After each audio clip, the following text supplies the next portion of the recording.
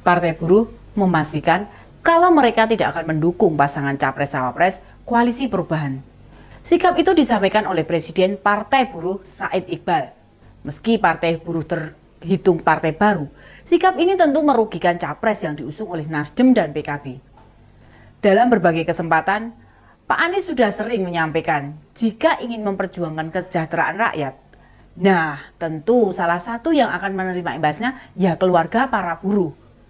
Namun mengapa mereka malah sama sekali tidak merasa terwakili dengan apa yang sudah disuarakan? Ini dia info terkini Widya. Sehingga keputusan pertama, nama Anies Baswedan tereliminasi. Dengan demikian Anies Baswedan tidak akan dipilih oleh partai itu.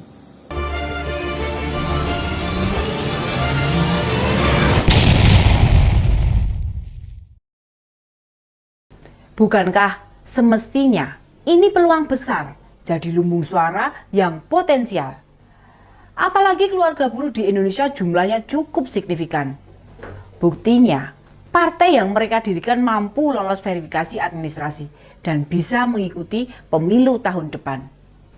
Padahal sebelumnya, upaya mendirikan partai buruh mereka gagal di tingkat verifikasi. Ini menunjukkan kekuatan yang mesti diperhitungkan.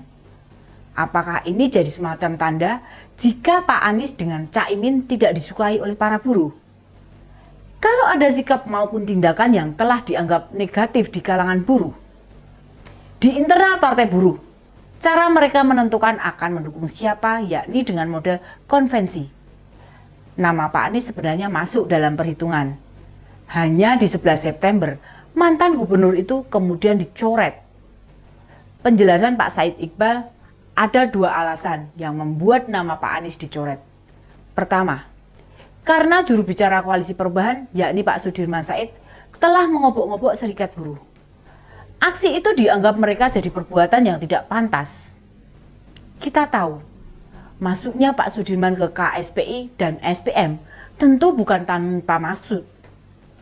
Bila dilihat dari berbagai survei elektabilitas, persentase dari posisi Pak Anies ini paling buncit dan terpaut jauh. Butuh gebrakan dan gerakan yang bisa mendongkrak agar masyarakat yang mendukung mereka percaya. Namun jika cara yang ditempuh orang terdekat Pak Anies saja malah merusak, bukankah hal ini bakal menimbulkan dampak negatif? Tapi bagaimana mereka serius memikirkan buruh jika rekan sekoalisi mereka saja bisa dengan mudahnya mereka khianati?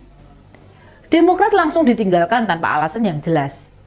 Yang harus difahami elit politik di Indonesia, etika politik itu masih jadi pegangan masyarakat.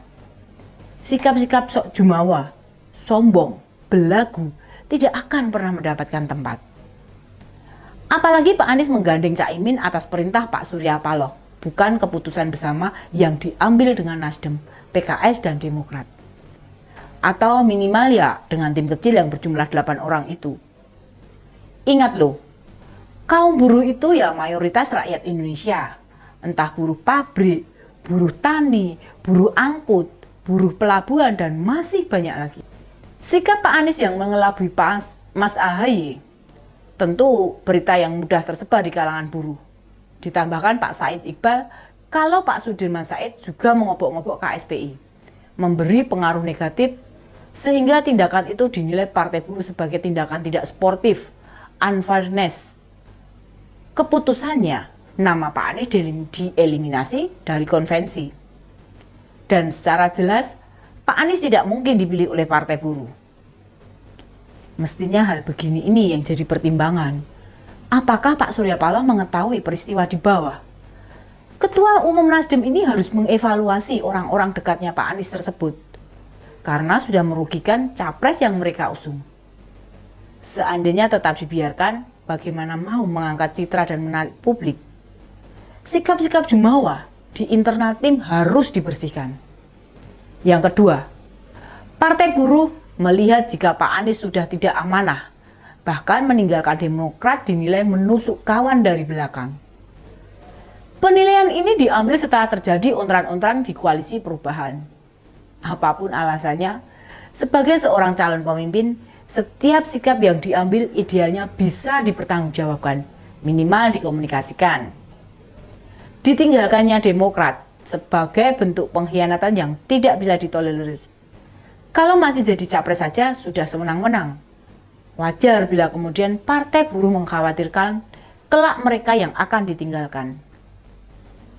Demokrat jelas sudah memberi kontribusi, memberi dukungan, serta berkomitmen sudah 12 bulan lamanya.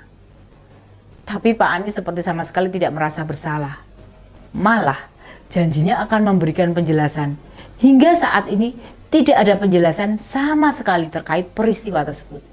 Apa yang disampaikan Partai Buruh harus jadi pembelajaran kita semua untuk tidak mudah memberikan dukungan pada calon pemimpin yang memberi contoh tidak baik. Toh masih ada capres lainnya yang tidak melakukan hal yang sama.